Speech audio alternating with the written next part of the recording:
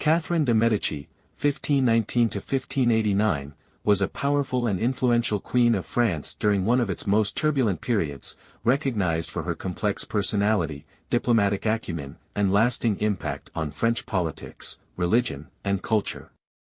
Born Caterina Maria Romula di Lorenzo de Medici in Florence, Italy, she was the only child of Lorenzo II de Medici, Duke of Urbino, and Madeleine de La Tour d'Auvergne, a French noblewoman. Her parents' early deaths left her an orphan at just a few weeks old. Raised by her Medici relatives, including her uncle Pope Clement VII, Catherine was embedded within a family that was not only immensely wealthy and politically influential but also deeply connected to the intellectual and artistic currents of the Italian Renaissance. Catherine's political destiny took a significant turn when, at 14, she was married to Henry, Duke of Orleans, the second son of King Francis I of France. This marriage was arranged largely to cement an alliance between France and the powerful Medici family, who were eager to secure political ties with European monarchies. In 1547, Henry became King Henry II of France, making Catherine queen consort. However, her influence in the court was initially limited. Henry was enamored with his mistress, Diane de Poitiers, who dominated his affection and wielded substantial influence over him, often overshadowing Catherine's presence at court. Nevertheless, Catherine secured her role and position by bearing 10 children, 7 of whom survived infancy, thus cementing her critical role in continuing the royal Valois line. After Henry II's sudden death in a jousting accident in 1559, Catherine rose to power, as her eldest son, Francis II, ascended the throne at just 15 years old. As Queen Mother, Catherine assumed considerable influence over her son's rule, especially given Francis's weak health and inexperience. When Francis died after only a year on the throne, her 10-year-old son Charles IX succeeded him, and Catherine became regent. During Charles's reign, she wielded significant authority, effectively ruling France on his behalf. She navigated the complexities of court life and the political landscape with shrewdness and often ruthless pragmatism. Her primary concern was to secure the survival of the Valois dynasty amidst an era plagued by political factions and religious wars between Catholics and the Huguenots, French Protestants. The religious tensions between Catholics and Huguenots defined Catherine's time as Queen Mother and Regent.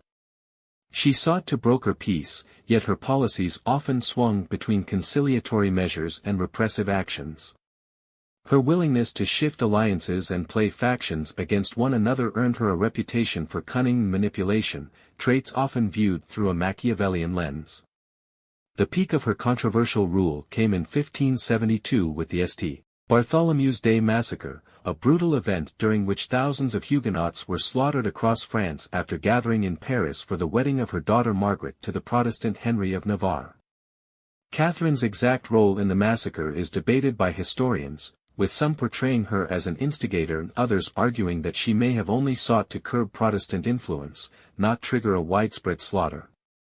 Regardless, this event cast a shadow over her legacy and deepened the divisions within France. Catherine's contribution to the arts and French cultural life remains one of her most lasting legacies.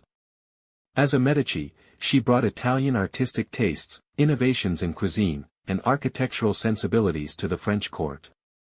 Her patronage helped to usher in a new phase of the French Renaissance, with her supporting projects such as the building of the Tuileries Palace in Paris and expanding the Château de Chenonceau, which she had inherited from Diane de Poitiers. Catherine also played a role in introducing the Italian fork to the French dining table, popularizing ballet as a court entertainment, and supporting the development of perfume-making in France.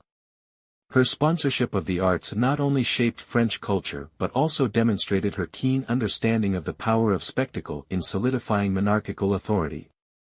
Catherine's later years were marked by continued strife, particularly with her third son, Henry III, who faced mounting challenges from both the Protestant and Catholic factions. Her efforts to mediate between these opposing forces ultimately proved insufficient as tensions continued to mount.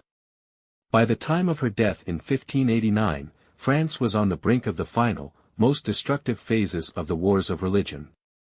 Catherine's legacy is thus fraught with contradictions, She is often remembered as a ruthless political operator willing to use any means necessary to protect her family, but also as a pragmatist and a skilled stateswoman who sought to maintain unity in a divided France. Viewed by some as the archetypal Dark Queen and by others as a capable leader in a perilous time, Catherine de' Medici's life reflects the turbulent political landscape of 16th-century Europe.